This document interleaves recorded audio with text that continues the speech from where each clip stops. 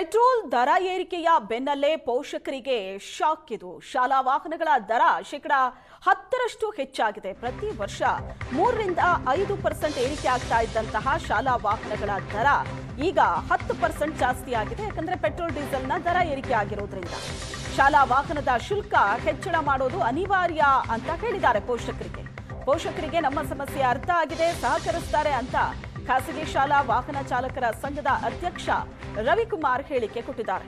ಪೋಷಕರು ಅರ್ಥ ಮಾಡ್ಕೋತಾರೆ ಅಂತ. ಆದರೆ ಹೊರೆ ಮೇಲೆ ಹೊರೆ ಬೀಳ್ತಾ ಇದೆ. ಇದು ಪೆಟ್ರೋಲ್ ದರ ಏರಿಕೆಯ ಬೆನ್ನಲ್ಲೇ ಪೋಷಕರಿಗೆ ಬಹಳ ದೊಡ್ಡ ಶಾಕ್ ಇದೆ. ಪ್ರತಿ ವರ್ಷ 3ರಿಂದ 5% ಜಾಸ್ತಿ ಆಗ್ತಾ ಇತ್ತು ನಿಜ. ಆದರೆ ಈ ಬಾರಿ ಪೆಟ್ರೋಲ್ ಡೀಸೆಲ್ ಏರಿಕೆಯಿಂದ 10% ಜಾಸ್ತಿ ಮಾಡಿದ್ದಾರೆ ಶಾಲಾ ವಾಹನಗಳ ಫೀಸನ್ನು.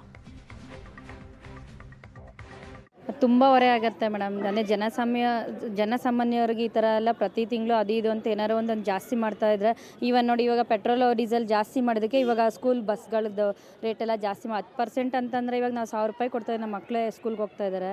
ಇವಾಗ 10% ಅಂತಂದರೆ ಇನ್ನು 500 ರೂಪಾಯಿ ಆದರೂ ಜಾಸ್ತಿ ಮಾಡ್ತಾರೆ. ತುಂಬ ಹೊರೆ ಆಗುತ್ತೆ. ಈ ಥರ ಎಲ್ಲ ಕೇಂದ್ರ ಸರ್ಕಾರದಿಂದ ಈ ಥರ ದಿನಕ್ಕೊಂದೊಂದು ಜಾಸ್ತಿ ಮಾಡಿಕೊಂಡು 10%, 30%, 20% ಅಂತ ಮಾಡ್ಕೊಂಡು ಬರ್ತಾ ಇದ್ರೆ ತೊಂದರೆ ಆಗೋದು ನಮ್ಗಳಿಗೆ, ಜನಸಾಮಾನ್ಯರ ತಲೆ ಮೇಲೆ ಬೀಳುತ್ತೆ. ಬಟ್ ಅದೆಲ್ಲ ಅವ್ರಿಗೆ ಗೊತ್ತಾಗ್ತಾ ಇಲ್ಲ. ಪ್ರಾಬ್ಲಮ್ ಆಗ್ತಾ ಇರೋದು ಇವಾಗ ನಮ್ಗಳಿಗೆ. ಇವಾಗ 10% ಅಂದರೆ ನಾವು 1.5 ತಿಂಗಳು ಸ್ಕೂಲೆಲ್ಲ ರಜಾ ಇತ್ತು. ಆ ರಜಾ ಇದ್ದಾಗ ನಾವು ಗಾಡಿಗಳೆಲ್ಲ ರೆಡಿ ಮಾಡಿಸ್ಕೊಂಡು ಏನು FC ಮಾಡಿಸ್ಬೇಕಾಯಿತು, ಇನ್ಸೂರೆನ್ಸ್ ಕಟ್ಕೊಂಡು ಎಲ್ಲ ಕಟ್ಕೊಂಡು ಬರೋ ಅಷ್ಟೊತ್ತಿಗೆ ಇಲ್ಲಿ ಡೀಸೆಲ್ ರೇಟ್ ಜಾಸ್ತಿ ಆಯಿತು. ಏನೋ ಒಂದು ದಿವಸ ಮಾಡಿಬಿಡ್ತಾರೆ ಅಂದರೆ ಅದಾಗಲ್ಲ.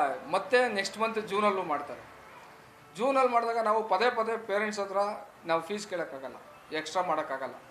ನಾವು ಇವತ್ತು ಏನು ಮಾಡ್ತಾಯಿದ್ದೀವಿ ಅದನ್ನೇ ಮುಂದಕ್ಕೂ ಈ ವರ್ಷ ಪೂರ್ತಿ ಈ ಜೂನಿಂದ ನೆಕ್ಸ್ಟ್ ಮಾರ್ಚ್ ಎಂಡ್ವರೆಗೂ ಇದೇ ಫೀಸಲ್ಲೇ ಹೋಗಬೇಕು. ಆದ್ದರಿಂದ 10% ಜಾಸ್ತಿ ಮಾಡ್ತಾಯಿದ್ದೀವಿ ಸರ್. ನಮ್ಮಲ್ಲಿ ವಾರ್ಷಿಕ ಶುಲ್ಕ ತುಂಬ ಕಮ್ಮಿ ತೊಗೊಳೋದು ಈ ಸ್ಕೂಲ್ನವ್ರು ತೊಗೊತಾರೆ. ಸ್ಕೂಲ್ಗಳಲ್ಲಿ ಗಾಡಿಗಳು ಅವ್ರು ತೊಗೊತಾರೆ. ನಮ್ಮಲ್ಲಿ ಪ್ರೈವೇಟಲ್ಲಿ ತೊಗೊಳೋದು ತುಂಬ ಕಮ್ಮಿ, ವಾರ್ಷಿಕ ತೊಗೊತಾರೆ ಇಲ್ಲ ಅಂತಲ್ಲ, ಅಷ್ಟೊಂದೇನು ತೊಗೊಳಲ್ಲ. ಆಮೇಲೆ ಇನ್ನೊಂದು ಏನಂದರೆ ನಮ್ಮಲ್ಲಿ 500 ರೂಪಾಯಿಂದ ಹಿಡಿದು 5000 ರೂಪಾಯಿವರೆಗೂ ಮಂತ್ಲಿ ಫೀಸ್ ಇದೆ ಸರ್. ಅದೇ ಡಿಸ್ಟೆನ್ಸ್ ಮೇಲೆ. ಈಗ 1 ಕಿಲೋಮೀಟ್ರ್ ಇರ್ಬೋದು, ಇಲ್ಲಾಂದರೆ ಕೆಲವೊಂದು ಜನ ಕುಂಬ್ಳಗೋಡಿಂದ ಕಳಿಸ್ತಾರೆ ವಿಜಯನಗರಕ್ಕೆ. ಅಲ್ಲಿಂದ ಬಂದಾಗ ಅದು ಜಾಸ್ತಿ ಆಗುತ್ತೆ. ಅದು ಕಿಲೋಮೀಟ್ರ್ ಇದರಿಂದ ಜಾಸ್ತಿ ಆಗುತ್ತೆ ಸರ್. ಅದರಿಂದ ಒಂದೊಂದು ಫೀಸು ಅದರದ್ದು ಡಿಸ್ಟೆನ್ಸ್ ಮೇಲೆ ತೊಗೊಂಡು ಅವ್ರು ಪ್ರತಿ ವರ್ಷವೂ 10 to 20% ಮಾಡ್ತಾರೆ. ನಾವು 5% ಮಾಡ್ತಾಯಿದ್ದೀವಿ. ಈ ಸಲ ನಾವು 10% ಮಾಡಬೇಕಂತ ಇದ್ದೀವಿ ಸರ್.